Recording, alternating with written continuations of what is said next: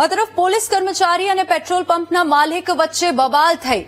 અમદાવાદના south બોપલમાં petrol pump પર આ ઘટના બની। પેટ્રોલ પંપ નજીક વારંવાર ગાડીમાં પંચર પડતા પોલીસ કર્મચારીને શંકા થઈ। પોલીસ કર્મી રજૂઆત માટે પહોંચ્યા હતા। પેટ્રોલ પંપ પર પેટ્રોલ પંપના માલિકે ડીવાયએસપી જગદીશસિંહ ચુડાસમા તરીકે આપી હતી પોતાની ઓળખ।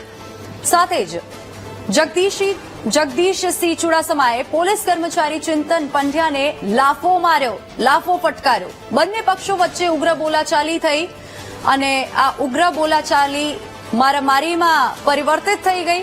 ડીવાયએસપી અને તેના દીકરાએ કાર જપ્ત કરવાનો પ્રયાસ કર્યાનો પોલીસ કર્મીનો દાવો છે।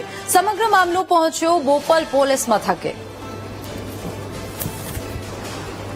તો ઉગ્ર બોલાચાલી થઈ, પોલીસ અને પેટ્રોલ પંપના માલિક વચ્ચે મારામારી થઈ। પોલીસ કર્મચારી અને પેટ્રોલ પંપના માલિક વચ્ચે બબાલ થઈ, જેના દ્રશ્યો પણ હાલ સ્ક્રીન પર આપ જોઈ શકો છો। તે દ્રશ્યો વાયરલ થયા। પોલીસ કર્મી અને પેટ્રોલ પંપના માલિક વચ્ચે બબાલના દ્રશ્યો છે। આ સમગ્ર મામલો હવે બોપલ પોલીસ મથકે પહોંચ્યો છે।